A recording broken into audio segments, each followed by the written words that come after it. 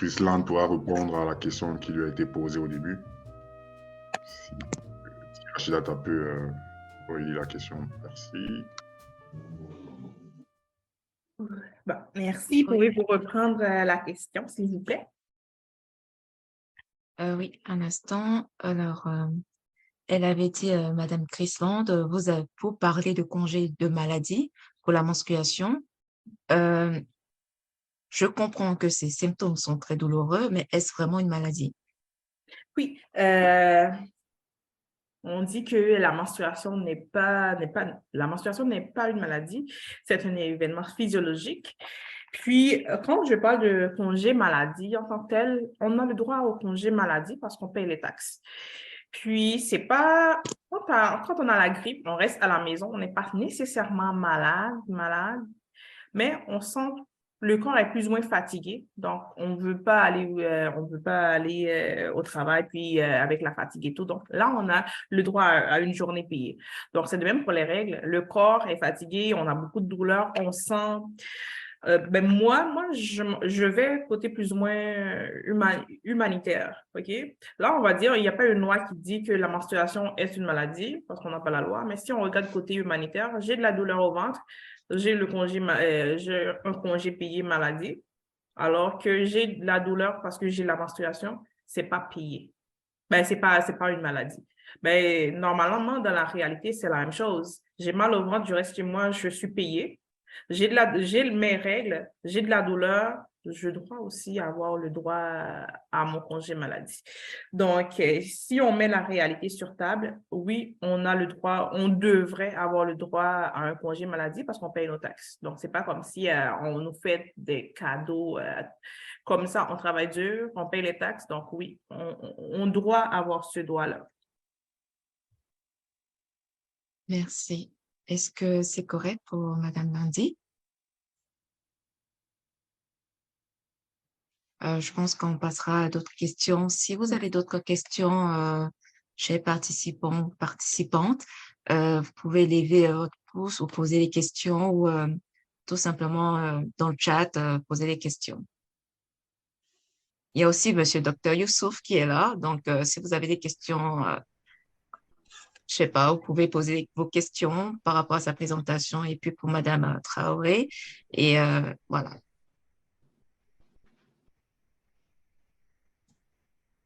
Oui, Pas de j'en ai questions? une. Allô? Oui. Allô, J'en ai oui. une. Voilà. Allez-y. Une pour Christland et une autre pour Madoussou, si vous permettez. Moi, Voilà. je suis là. OK. Voilà, ok, merci. Ben, merci pour vos présentations, hein. C'était vraiment clean.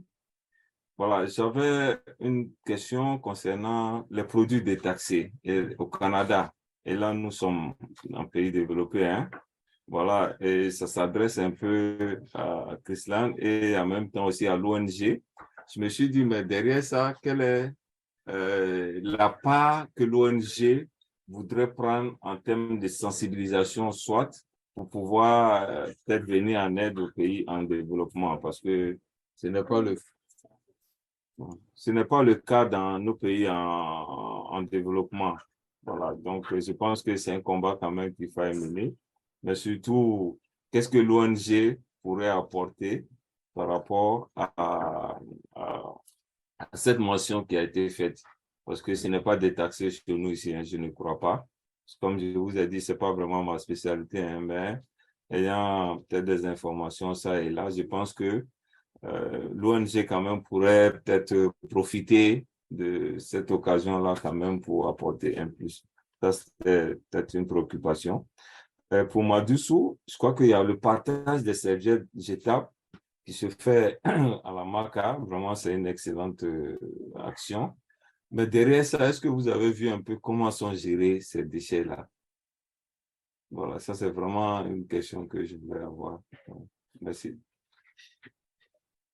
Oui, je vais vous répondre. Est-ce que je peux voir la personne qui parle? Et vu comme ça? OK. OK. Bon, d'accord. Ah, c'est docteur. OK. Donc, moi, docteur, je vais vous répondre un petit peu plus ou moins côté politique. Moi, je viens d'un pays en développement donc Haïti. Normalement, les pays en développement, nous croyons vraiment à l'aide de l'international, qui n'est pas la solution. La solution est à l'intérieur. C'est à nous de créer notre environnement. Quand un organisme, par exemple, quand nous, on dit, OK, auprès de notre ONG, on va distribuer cette année. Vous venez d'où, docteur Youssouf? Du pays de Didier Drogba, la Côte d'Ivoire. Côte d'Ivoire. Ah, mon Oui. Bravo. Mon beau-frère vient de Côte d'Ivoire. Donc, fait qu'on a un beau petit Africain dans notre famille aussi. Donc, c'est ça. Nous, exemple, moi, si je dis à travers mon ONG, je vais distribuer 1 million de serviettes hygiéniques en Côte d'Ivoire cette année. Donc, les femmes vont bénéficier cette année de cette aide-là. Mais cette aide-là, ça ne va pas rester. Ça ne va pas changer vraiment la Côte d'Ivoire en une journée ou en une année. Ce qui est nécessaire, c'est vraiment de voir, en tant qu'organisme, d'exiger votre gouvernement d'aller chercher une solution. Détaxer les serviettes, vous allez monter un plan et vous allez proposer ce plan à votre gouvernement. Votre gouvernement vous ignore, vous allez utiliser les réseaux sociaux, tous les moyens, les outils qui permettent à ce que votre message passe, à ce que vous trouvez un consensus avec le gouvernement. Exemple, faire un accord avec Tampax, exemple, la marque Cotex, exemple. Le gouvernement peut faire un accord avec Cotex, mettre une compagnie qui, exemple, une chaîne de production à Côte d'Ivoire. Donc, si les Cotex, si les serviettes hygiéniques de la marque Cotex se produisent en Côte d'Ivoire, c'est déjà l'économie de Côte d'Ivoire qui va augmenter. Les femmes de Côte d'Ivoire vont bénéficier de ces productions-là. Donc, c'est sûr que vous allez avoir un prix abordable si on ne peut pas mettre ça gratuitement par rapport à l'économie du pays, mais vous allez avoir un prix abordable. Et en même temps, donc, vous allez exporter le produit dans les autres pays voisins. Donc, ça aussi, c'est l'économie qui va monter. Donc, en tant qu'ONG, en tant qu'ONG, moi, si c'était moi, l'idée, c'est pas aller chercher de l'aide, de dire, venez nous donner de l'aide, mais c'est de créer vous faire des partenariats, créer votre propre milieu. Donc, la solution, c'est entre vos mains. Et madame, je sais pas, l'autre panéliste, elle, à travers son ONG, je vois qu'elle fait un grand travail. À travers son ONG, oui, elle distribue beaucoup et tout. Moi, je suis d'accord avec ça, j'aime ça. Mais en même temps, c'est vraiment essayer d'exiger vos autorités aussi. Ils ont leur part. L'autorisation, les partenariats avec des grandes chaînes, internationales comme Cotex, Tampax, les ONG ne peuvent pas signer ça. C'est vraiment le gouvernement. Donc, c'est vraiment d'exiger vos autorités pour changer votre milieu de vie. Merci. Je peux réagir si vous permettez. Oui. Voilà, OK. Merci pour vos réponses. Ben, quand je dis quelle est la part que l'ONG peut-être pourrait apporter, je suis entièrement d'accord que la solution viendra de nos pays. Mais moi, je veux être, comme disent les Français, pratico-pratique. La réalité est tout autre. Ce que vous dites là, ça c'est dans un monde idéal. Non, il faut qu'on soit vraiment... Ça c'est dans un monde idéal. En fait, je comprends tellement bien parce que on est dans le même pays. Voilà, c'est ça. J'aurais voulu intervenir à la suite à la suite de votre intervention. Finissez. Okay. Merci. D'accord. OK. Ce qu'elle vient de dire, ce que l'autre panéliste vient de dire, c'est top. Franchement, je suis tout à fait d'accord avec elle. Mais il se trouve qu'on n'a pas les mêmes réalités. Nous, ce qu'on fait actuellement en termes de plaidoyer, c'est-à-dire qu'on lutte pour au moins comment on appelle ça, pour détaxer les serviettes hygiéniques en fait. Parce qu'on a essayé de demander la gratuité, c'est pas passé. c'est comme s'il n'y avait personne qui parlait. Mais ce qu'on demande, c'est au moins détaxer ces produits hygiéniques-là pour que les femmes soient à l'intérieur de la prison ou à l'extérieur, pour que toutes les femmes aient au moins un accès beaucoup plus grand aux serviettes hygiéniques. Nous, on s'attaque aux femmes qui sont au problème qui est en prison parce que ce problème existe déjà dehors et c'est difficile en fait. Donc, vous imaginez ce qui est à l'intérieur. On fait des plaidoyers, on écrit des plaidoyers, on fait des conférences de presse, on fait des interviews, des émissions radio et on parle tout le temps de ça. Mais nos réalités sont vraiment, vraiment, vraiment, vraiment différentes. C'est comme le jour et la nuit. C'est vrai que, comme elle a dit, la solution doit venir de nous-mêmes. Et vraiment, je ne sais pas quoi dire. La réalité est différente de là-bas et puis ici. Ce que nous, on fait déjà, c'est-à-dire que le gouvernement, on fait ça depuis au moins 2 ans. Mais on n'a jamais eu une aide du gouvernement. Est-ce que vous comprenez? Jamais, jamais, jamais, jamais. Ce n'est pas qu'ils n'entendent pas, ce n'est pas qu'ils ne voient pas, mais les priorités sont ailleurs. Ici, surtout qu'on vient de sortir d'une crise politico-sociale, tout est prioritaire, tout, l'éducation, la santé, l'économie, tout est prioritaire, avec aussi on va dire les travers de la politique, on dira ça comme ça. Je préfère politiquement correct, je dirais ça comme ça. Elle a tout à fait raison, mais pour le moment, on n'est pas à ce niveau de développement, en fait. On n'est pas à ce niveau de développement. Franchement, je vous invite, pour ceux qui ne connaissent pas la Côte d'Ivoire, de mettre Côte d'Ivoire ou bien, je ne sais pas, prison en Côte d'Ivoire. Vous verrez des images et puis on va revenir peut-être une autre fois et puis on parlera des conditions des personnes qui sont là-bas. Déjà ici, en fait, c'est-à-dire que le prix du paquet de serviettes hygiéniques, là, ça fait 500 francs, au moins 500 francs. Et je vous explique que le kilo de riz en Côte d'Ivoire, ça commence par 500 francs au moins. Donc, pour une femme qui a peut-être, je dirais peut-être 2 enfants et qui est dans des conditions précaires, le choix est vite fait. Pourquoi s'acheter des serviettes hygiéniques ou on peut acheter 1 kilo de riz pour donner aux enfants? Et là, on est dehors, là. Je ne vous parle même pas de la prison. La prison, c'est 2 fois pire. Et notre action, on va dire nous, c'est juste pour éviter que ces femmes qui sont détenues là fassent une double peine, parce que ça, c'est une double peine. On est déjà peiné parce qu'on a été sanctionné par la justice par rapport à nos faits ou nos méfaits, et on doit être sanctionné pendant le moment de menstruation. Je trouve que c'est injuste. Voilà. Je m'arrête là. Okay, et s'il y a d'autres questions, voilà. Bon, merci pour votre réponse. Ça fait un petit peu de lumière aussi dans ma tête.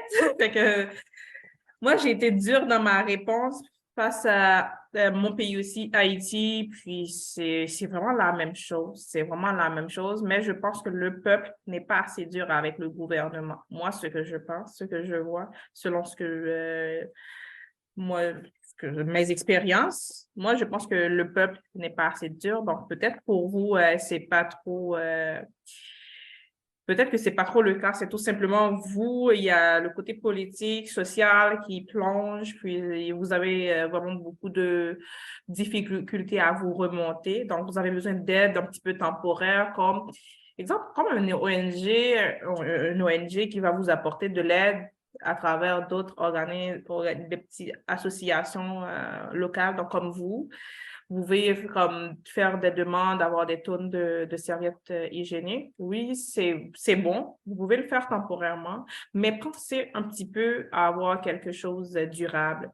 Parce que c'est comme, oui, on reçoit de l'aide pour quelques années, mais pas pour tout le temps. Vous allez encore replonger. Donc, oui, là, je comprends par rapport à l'aide qu'il a aussi demandé pour trouver une solution. Bon, merci beaucoup. C'est clair dans ma tête maintenant. Oui, si vous permettez, juste pour rajouter que nos défis dans nos pays, surtout ouest africains actuellement, là, c'est plus la sécurité. Vous avez entendu parler du phénomène de terrorisme. Les terroristes, merci. Les terroristes, là, le gouvernement préfère payer des armes, aller lutter contre ces terroristes, que vraiment de prendre ces problèmes de santé, d'hygiène qui vont venir. Et je termine pour dire que la santé, c'est le dernier wagon du train. Voilà, la santé est le dernier wagon du train. Donc, investir dans ça, je pense que ça va être très, très difficile. Mais Ce ça sera ne un veut pas long dire combat, qu'ils ne le en font fait. pas. Voilà, c'est un long chemin. Mais ils Ce sera un font ce long qu'ils peuvent. Voilà, pour le moment, les défis, les priorités sont ailleurs. Voilà. Donc, vous serez les chemin. bienvenus pour pouvoir appuyer ces organismes qui vraiment gèrent ce genre d'activité. Voilà, merci. Merci, Monsieur Traoré, Madame Touré. Juste à préciser que Madame Chrisland représente son ONG. C'est juste que nous sommes justement là pour essayer de comprendre ce pourquoi, comment essayer d'aider, de trouver un consensus, une co-construction pour essayer de défendre en fait tout ce que vous faites déjà sur le terrain pour Madame Touré. Et nous tenons encore une fois à vous remercier pour votre présence et votre participation pour cette première session. Et juste pour continuer dans cette même vague de discussion, nous avons dépassé le temps imparti et on tient encore une fois à remercier ceux qui sont encore présents. Et si vous êtes d'accord, nous pouvons continuer. Alors, une dernière question de Jude, si vous avez d'autres, c'est pas forcément la dernière. Est-ce que l'endométriose est une maladie, je suppose, héréditaire? Ça, je pense que cette question est adressée à Monsieur Youssouf Traoré en tant que docteur. Si vous pouvez répondre à la question, merci. Monsieur Youssouf? Allô, vous m'entendez? Oui, maintenant, oui. Voilà, Parfait. je dirais que c'est une affection, c'est une maladie, voilà, mais héréditaire, je dirais non. Voilà, héréditaire, je dirais non. Voilà, qui passe un peu de l'aigu à la chronicité. Donc, ça devient chronique. C'est pourquoi vous avez toutes ces douleurs, tous ces phénomènes, ces symptômes qui l'accompagnent. Je vous ai dit que ça va des douleurs à l'infertilité. Voilà. Donc, ça veut dire que maltraité ou négligé parfois, ça pourrait aller à cette infertilité-là. Voilà. Je ne sais pas si vous êtes satisfait de ma réponse. Merci, je crois que c'est tout. Alors, si vous avez des questions, encore une fois, pour ceux qui sont encore présents, vous pouvez les poser dans le chat ou juste lever la main et prendre la parole. Mais Madoussou n'a pas répondu à ma question. Ah, OK. Oui, Vous docteur. avez une question? Oui, docteur, vous pouvez me Oui, Allô? Là, je crois que La question, c'était laquelle? Pardon.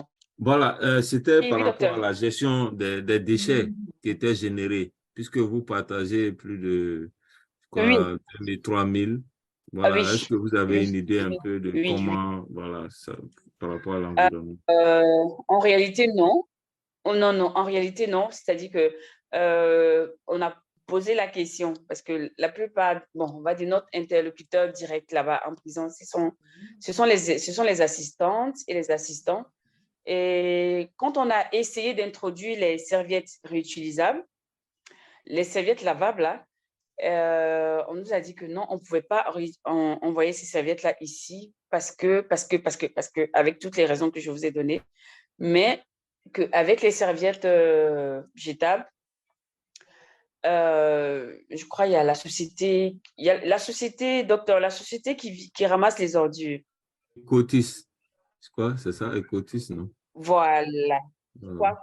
Cotissa ou bien Cotissa, qui venait tous les jours pour venir prendre qui venait prendre tout le temps on va dire les déchets et qui les envoyait dans le centre de tri, en fait, le centre de collecte des ordures, des déchets.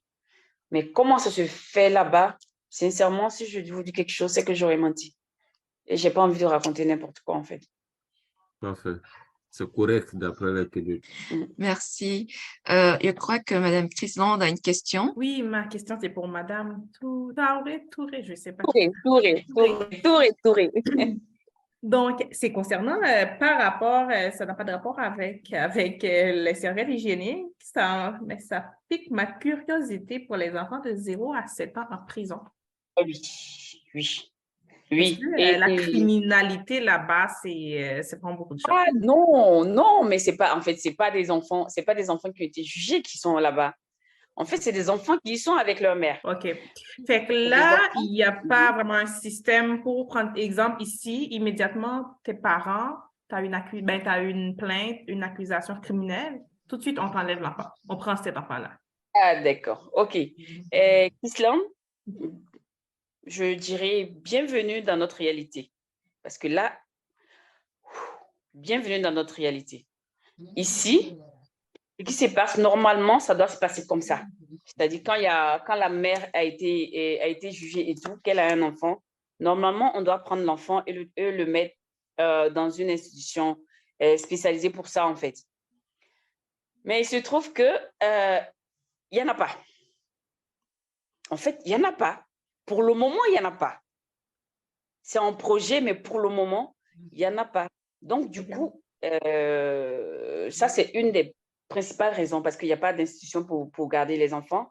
La deuxième raison, c'est que la mère, quand on lui demande si elle a quelqu'un dehors qui peut garder son enfant, elle dit que non, il n'y a personne, elle ne connaît personne, il n'y a personne qui peut garder son enfant.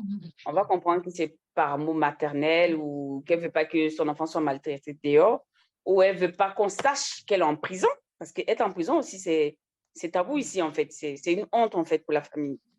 Et une des raisons que j'ai découvert après, c'est que un donateur est plus enclin à faire des dons à une femme avec un enfant en prison que, par exemple, à une femme seule. On est tous citoyens, c'est-à-dire qu'on fait peut-être semblant d'oublier, en fait. Sinon, on connaît la réalité de ces personnes-là derrière les barreaux. On sait qu'elles manquent de tout. Donc, quelqu'un qui veut faire un don à une femme qui est derrière les barreaux est plus enclin à en faire à une femme, à une mère, je dirais. Donc, du coup, il y a des enfants qui se trouvent dans le milieu carcéral, qui n'ont pas d'éducation, ils n'ont aucune instruction, ils connaissent aucun environnement à part la prison et ils sont là. Il y a un tout petit qui est là-bas, je pense qu'il doit avoir un retard de croissance. Il doit avoir à peu près 5 ans. Mais mon fils de 3 ans est 2 fois plus grand que lui. Mais il n'y a rien. L'enfant n'est pas... Il ne doit pas être en prison. Donc, du coup, il n'y a rien qui est prévu pour lui en prison. Donc, quand nous, on fait les dons, par exemple, quand je disais tout de suite, ce n'est pas seulement que les serviettes hygiéniques. On fait des dons en médicaments pour les enfants, on fait des couches, on fait la nourriture pour enfants. Le dernier truc, il y avait du lait pour enfants, en fait. C'est vraiment ça. En fait, c'est ça notre réalité. Vous êtes vous êtes dans une société que nous, on dira idéale relativement à ce que nous vivons ici. C'est vraiment le jour et la nuit, en fait. Donc, du coup, en fait, votre réponse, moi, ça ne m'a pas choqué du tout, hein, la dernière, ça ne m'a pas choqué, mais c'est la réalité. Mais je me rends compte que vous n'avez pas la réalité de ce que nous vivons, en fait. Vous comprenez, vous n'avez pas cette réalité. Et le ministère de la Famille, je crois qu'il est en train de faire un partenariat avec une institution pour pouvoir extraire ces enfants-là parce qu'ils n'ont pas leur place en prison. Mais là, je vous parle, désolé, d'un projet, en fait, puisque ça n'a pas encore été fait. Donc, pour le moment, ce que nous faisons en tant qu'ONG, je pense que plein d'ONG, même quand elles vont faire des dons sporadiques, elles prévoient des trucs, des choses pour les enfants. C'est des vêtements. Vous comprenez que nous faisons des arbres de Noël en prison. Nous faisons des arbres de Noël en prison en décembre. Sous d'autres cieux, ça n'aurait pas de sens. Ça n'a aucun sens de faire un arbre de Noël en prison. Mais ici, c'est important parce que ces enfants-là sont en prison. Ils ne sont pas prisonniers. Ils n'ont pas de méfaits. Ils sont juste avec leur mère. Ils manquent de tout. Donc, on envoie les jouets, on envoie la nourriture, on envoie les médicaments, on envoie des vêtements, on envoie des chaussures. En fait, on envoie tout ce qu'on peut envoyer, en fait. Il y a jamais, on ne fait pas de dons. C'était un peu dur au début. Franchement, au début, c'était vraiment on faisait de la cotisation entre nous, entre membres. Donc, on essayait d'envoyer que des serviettes hygiéniques. Et puis après, on a ouvert la collecte. Donc, on prend tout. Nous, on prend tout. On fait la collecte de vêtements, de chaussures, de nourriture. Non, les réactions sont différentes, en fait, Chrisland. C'est vraiment, vraiment différent. Merci, merci pour votre réponse. C'est très touchant, puis c'est invivable. Puis en 2023, ça existe encore. Bon,